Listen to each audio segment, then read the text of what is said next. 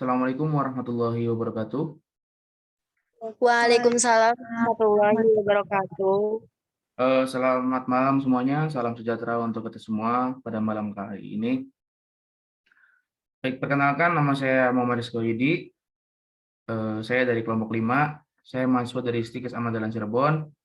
Di sini kelompok kami ingin memberikan suatu penyuluhan tentang pencegahan COVID-19. Waktunya itu kurang lebih 15 menit.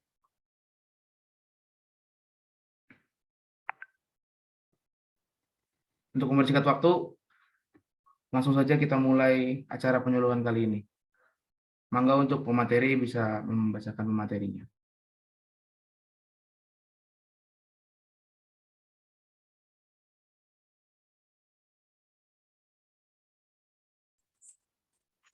Baik, di sini saya Rian Sagita akan membacakan materi. Yang pertama itu ada poin pengertian COVID-19. Di sini infeksi coronavirus merupakan penyakit yang disebabkan oleh virus corona dan menimbulkan gejala utama berupa gangguan pernafasan. Secara umum ada 3 gejala umum yang bisa menandakan seseorang terinfeksi virus corona, yaitu yang pertama itu demam. Demam itu suhu tubuh di atas 38 derajat Celcius. Yang kedua itu ada batuk, sakit tenggorokan. Yang ketiganya itu sesak nafas. Lanjut ke tujuan pencegahan COVID-19. Untuk mencegah terhadap paparan COVID-19 dan mengurangi naiknya angka penularan COVID-19 di Indonesia. Next. Poin selanjutnya yaitu pencegahan Corona-19 atau COVID-19. Yang pertama, di sini ada mencuci tangan dengan benar, yaitu dengan 6 langkah. Yang kedua ada menggunakan masker. Yang ketiga itu menjaga jarak. Yang keempat itu menjaga daya tahan tubuh. Dan yang terakhir itu menjaga kebersihan diri dan rumah. Dari sini sering kita sebut sebagai 5M ya. Next. Demonstrasi pencegahan COVID-19. Kelompok kita di sini mengambil mencuci tangan 6 langkah. Yang pertama itu mencuci telapak tangan. Yang kedua itu mencuci punggung tangan sambil ke sela jari. Yang ketiga itu gosok sela-sela jari tangan hingga bersih. Next, bersihkan ujung jari secara bergantian dengan posisi saling mengunci. Terus lanjut, gosok dan putar kedua ibu jari secara bergantian. Dan yang terakhir itu letakkan ujung jari ke telapak tangan, kemudian gosok perlahan, bilas dengan air bersih dan keringkan. Next.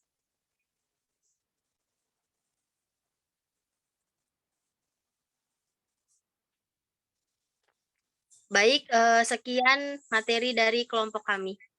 Saya kembalikan lagi ke moderator. Baik, terima kasih untuk Mbak Rian yang sudah memaparkan materinya. Bagaimana untuk audiens, apakah ada yang ingin ditanyakan dari materi yang sudah disampaikan?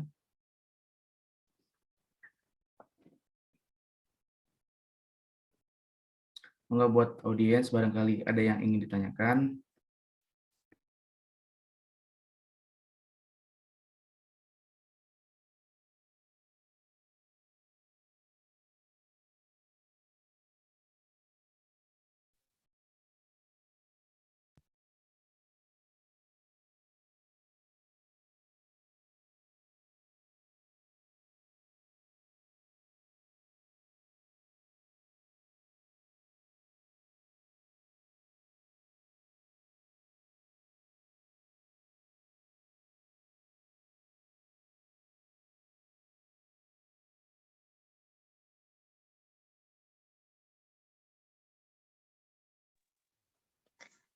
Assalamualaikum warahmatullahi wabarakatuh. Saya Iriani, izin bertanya. Iya, silakan, Mbak. Baiknya mencuci tangan itu menggunakan air mengalir atau menggunakan hand sanitizer? Baik, terima kasih Mbak Iriani atas pertanyaannya. Nanti kita jawab. Monggo silakan untuk kelompok, siapa yang ingin menjawab? Moderator, apa bisa langsung dijawab? Ya, silakan, Marian. Baik, untuk Mbak Iriani, terima kasih atas pertanyaannya. Jadi, saya simpulkan bahwa pertanyaannya itu baik dilakukan cuci tangan dengan air mengalir atau hand sanitizer ya? Kecilin volumenya. Iya,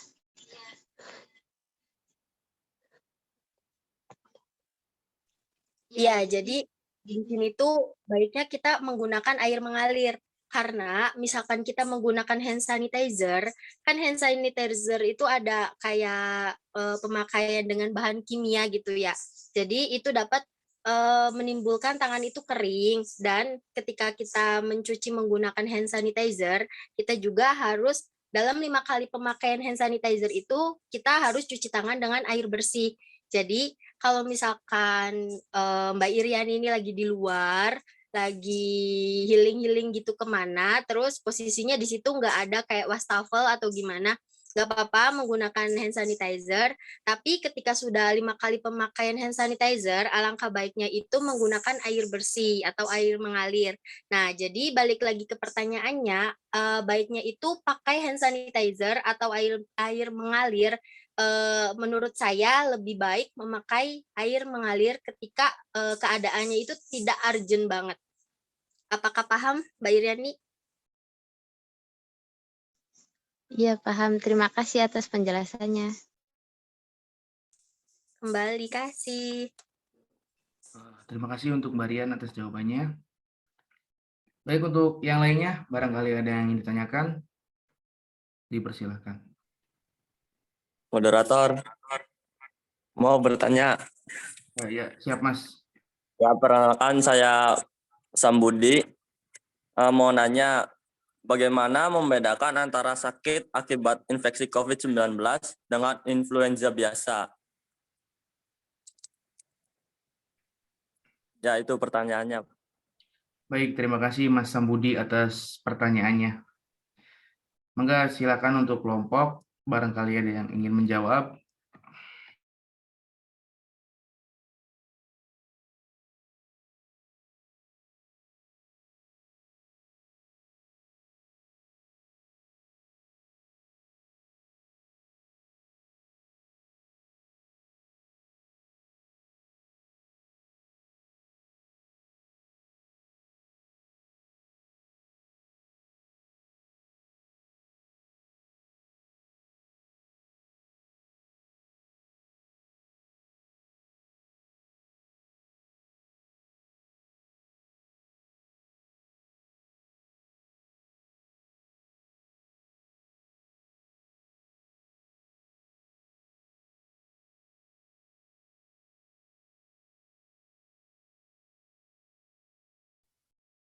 Nah, untuk teman-teman yang ingin menjawab pertanyaan dari Mas Sambudi, dipersilahkan.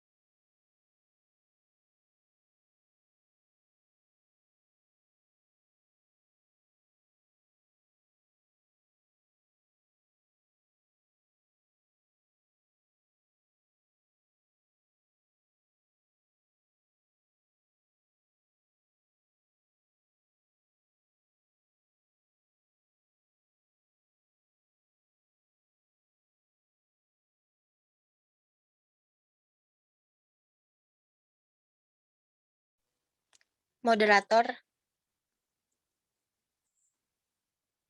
Iya, gimana? izin menjawab ya. Tapi Ya, kalau misalkan nanti ada yang mau menambahkan, boleh. silakan, silakan. Oke, di sini pertanyaannya itu perbedaan dari gejala flu sama COVID-19 ya. Nah, menurut saya, entah ini benar atau enggak, menurut saya dari gejala-gejala tersebut itu hampir sama kayak misalkan bapil, batuk pilek, flu, terus kayak sesek pasti ya kalau flu ya, kayak mampet gitu hidungnya.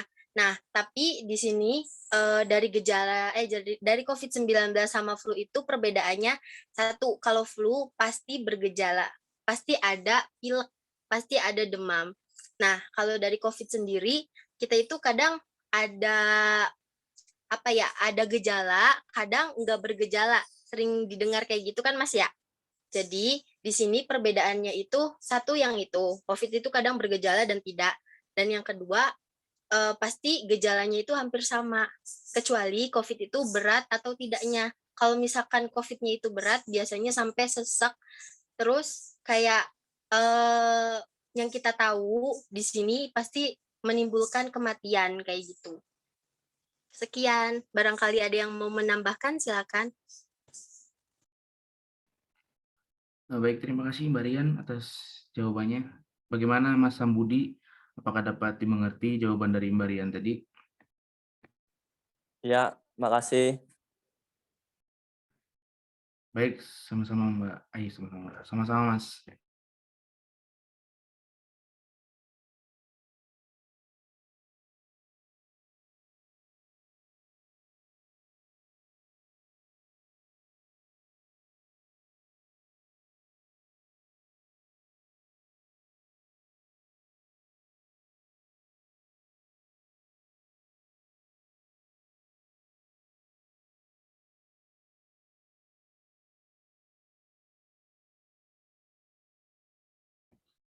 Baik,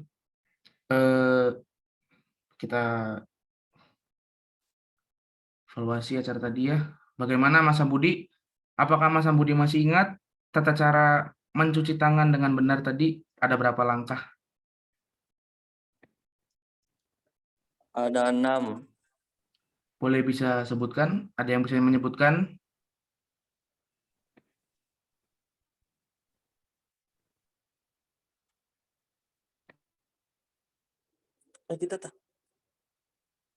Jadi yang pertama itu gosok kedua telapak tangan, lalu yang kedua itu gosok punggung dan sela-sela jari, dan ketiga gosok kedua telapak tangan dan sela-sela jari, keempat jari kedua tangan saling mengunci, lalu yang kelima menggosok ibu jari berputar, yang terakhir 6 itu menggosok dengan ujung jari kanan di telapak tangan kiri dan sebaliknya memutar. Ya itu Mas.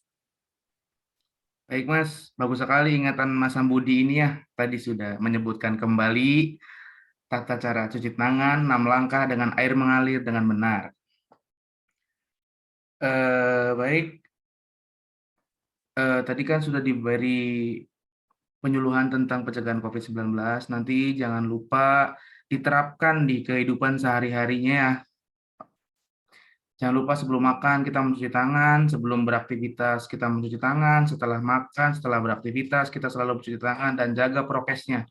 Karena banyak sudah terjadi sekarang orang tanpa gejala. Baik, sekian dari kelompok kita. Kurang dan lebihnya mohon maaf. Billahi fisabilil haq, fastabiqul khairat. Wassalamualaikum warahmatullahi wabarakatuh. Waalaikumsalam warahmatullahi wabarakatuh. Waalaikumsalam warahmatullahi wabarakatuh. Coba ya, jangan keluar dulu.